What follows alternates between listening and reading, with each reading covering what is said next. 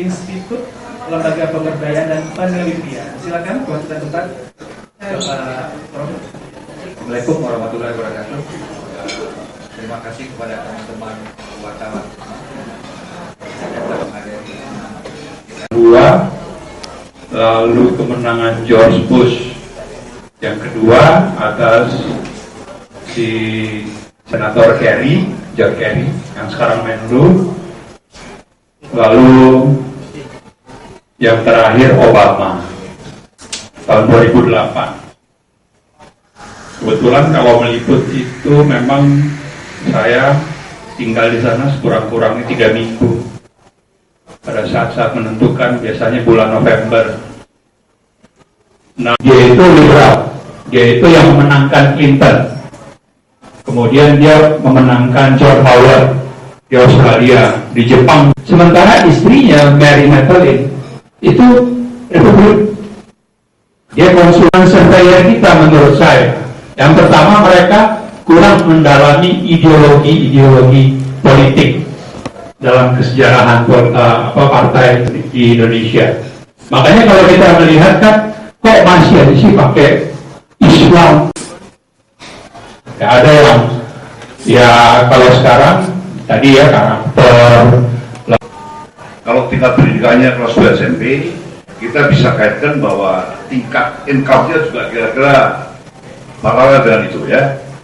Terus kita menghadapi publik yang masih pendidikannya masih di bawah menengah ya, dan juga income-nya masih sekarang 3.600 US dollar ya, income per kapita ya. Untuk mencapai satu demokrasi seperti Amerika itu mungkin Eropa Barat ya, di mana masyarakatnya sudah minimum graduate dari high school ya, sana SMA minimum ya, sarjana udah banyak sekali. Politik, tadi saya membatin begini, apa ya definisi konsultan politik itu? Saya berpikir, definisi konsultan politik itu adalah orang yang mengerti politik, terus orang membuat semacam kajian, membuat strategi peranannya di politik. Ternyata tidak. Yang disebut konsultan politik itu ahli pemasaran, ahli periklanan.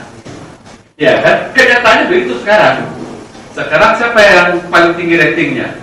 Ipang Wahid misalnya ya. Ipang Wahid kan? Ya sebutlah siapa lah, Ipang Wahid dan kawan-kawan lah.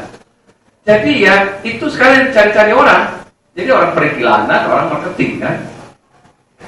Jadi sebenarnya pertanyaannya, ini sebenarnya demokrasi, kita bicara ideologi, kita bicara kerja politik, atau ini pertarungan ahli periklanan saja sebenarnya. Dengan itu sebenarnya teman-teman kita yang bergerak di bisnis itu tepuk-tepuk sekarang, boleh gitu kan? Pasar terbuka besar. Lah iya, pasar terbuka besar. Kita juga yang buat sistem seperti itu. Ini harus jujur ya, kita juga membuat sistem seperti itu. Belum lagi hari ini, saya capek terus wawancara wartawan. Masalahnya banyak nggak kepilih, pada stres, pada depresi, caleg gila kan? Nah, itu kan, jadi kan apa? Anomali kita tuai sekarang gitu. Nah, jadi dan politik yang kita harapkan sebenarnya konsultan politik adalah mengabdi kepada ideologi, gitu. Sama ideologi dengan jalurnya dan jalur lainnya. Saya kira itu sudah mengajar nanti kita sudah boleh. Silakan yang keempat, Mas. Industri demokrasi. Agak sulit juga bicara kalau kita menjadi praktisi ya, dan kebetulan saya menjadi praktisi yang mengambil jarak sebetulnya Balitbang, ketua Balitbang DPP Partai Golkar, badan sulit dan berkembang ya, masih sedih dulu. Jadi mungkin bercerita aja secara mengalir. Dulu ketika saya ditunjuk menjadi ketua Balitbang DPP Partai Golkar, janjinya begini, seluruh survei yang akan dilakukan oleh Partai Golkar itu dilakukan oleh Balitbang. Kenapa? Karena sebelum saya ditunjuk menjadi ketua Balitbang, itu Partai Golkar mengeluarkan biaya kira-kira 50-60 miliar per tahun kepada surveyor untuk pilkada 2010, 2011, saya kebetulan dalam ekonomi 12. Dan kita mengisi Balitbank itu dengan orang-orang yang memang ahli, banyak dokter di dalam, dokter macam-macam, bahkan dalam pakarnya pun hebat-hebat seperti Ilham Habibie itu dalam pakar. Setiap minggu kita melakukan diskusi untuk sekarang yang berat-berat sebetulnya nggak pernah disampaikan dalam debat-debat di TV. Juga kita, tapi dia lebih prefer pada orang-orang profesional kita, supaya tidak jadi ATM dari partai politik. Coba sekarang yang kena masalah dari kabinet yang lalu itu selalu dia jadi ATM dari partai politik. Ada yang sudah jadi tersangka dan pidana, ada yang ATM-nya itu abu-abu. ATM abu-abu itu specialty pada kadernya, tapi dia sendiri clean, jelas. Tapi toh itu begitu ya. Jokowi Capres tidak ada lagi faksi-faksi di dalam partai.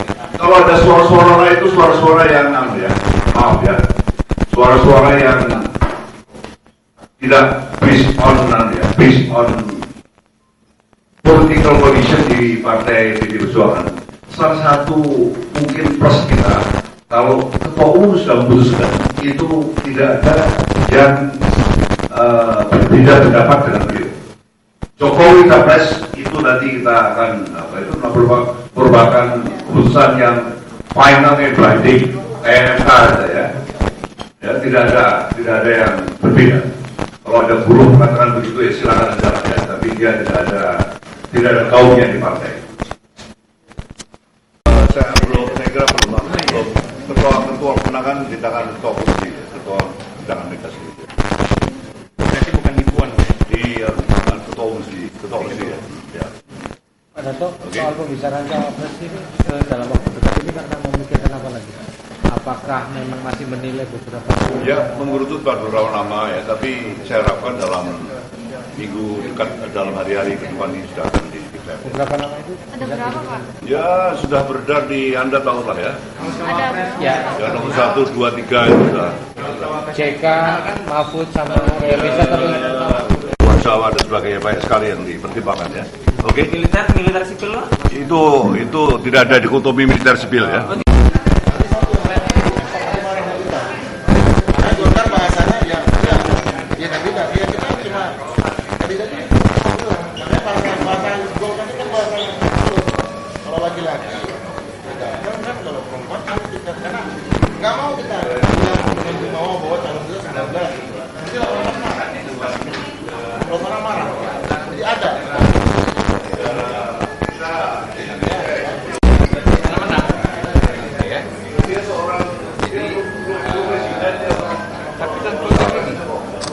meraba-raba. Ya. Kalau saya bicara terus terangan, ya, saya nanti akan mengalami. Saya lepas. Kalau Jokowi udah ya kan, kalau pakai kritik yang langsung menyerang, seperti Fahri Hamzah. Fahri Hamzah kan langsung aja, itu dia serang tanpa ada aling-aling kan. Ya, Jokowi, jelek udah itu aja lah. Kamu Ya,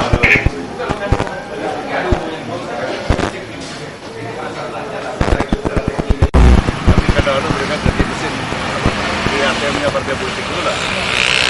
ATM dong.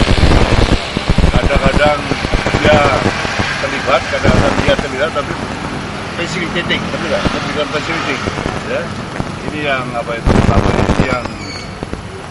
Ini yang pengalaman buruk kita pada masa yang lalu ya. Karena apa ya?